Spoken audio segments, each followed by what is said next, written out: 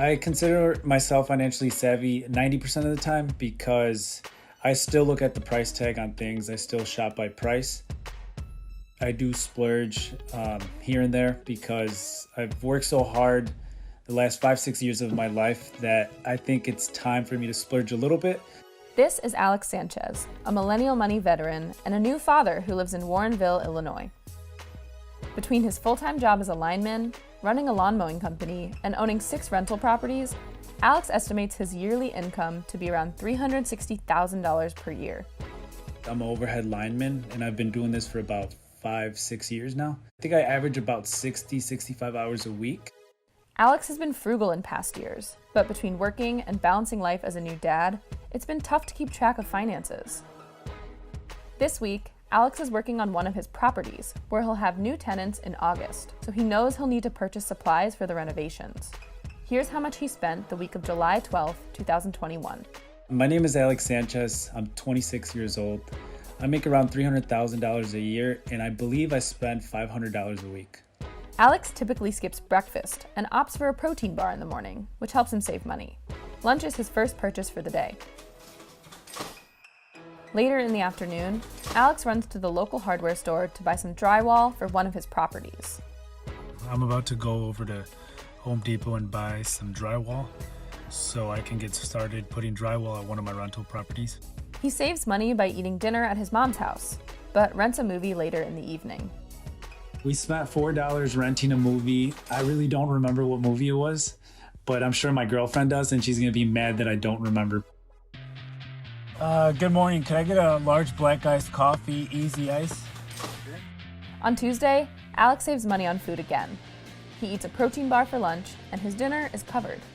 Later on that day, I found out I was working a 16-hour shift at work, and my crew leader bought food for me that day.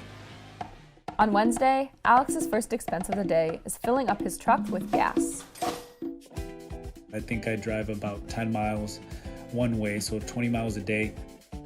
For lunch, Alex saves money again by turning to his trusted protein bar, but he purchases a steak burrito bowl from Chipotle for dinner. It's not even 7 a.m. and I already spent $100.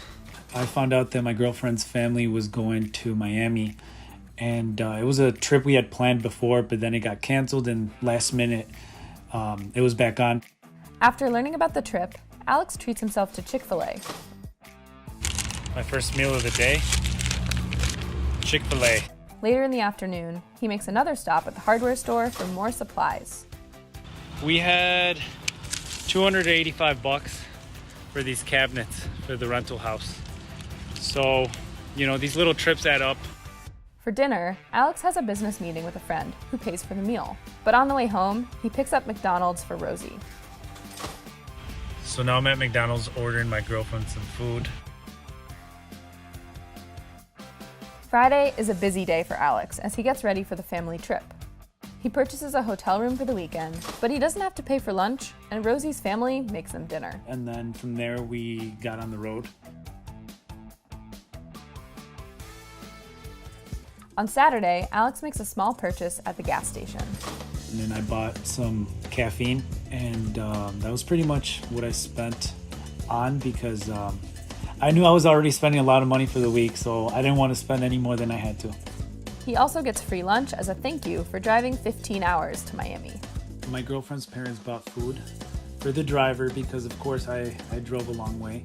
That's pretty much all I ate until it was time to go out, and I decided to drink instead of eating. Once they've arrived in Miami, Alex spends $35 on drinks at the hotel.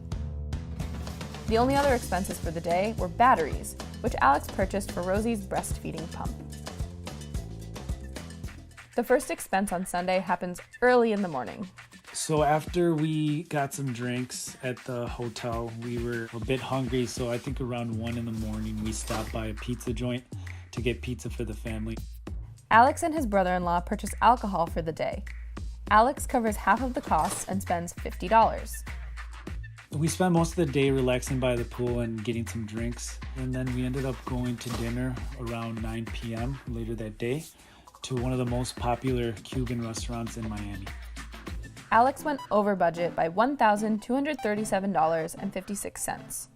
Here's how he felt about his spending for the week. The trip doubled my expenses. And the other things, I have to pay for materials on rental property because that money, to me, it's not even an expense. It's the cost of doing business. So this was a great experience because I haven't budgeted in, I think, about 3 years. So when I look at the paper and I see everything I spend money on, it kind of made me cringe a little bit. So I think I am going to start budgeting again. Even though Alex's spending isn't completely under control, he's still on track to reach one of his biggest goals. I know in the last video I mentioned I wanted to be a millionaire by 30. I think I'll be hitting that next year when I'm 27. So I'm a little bit excited for that.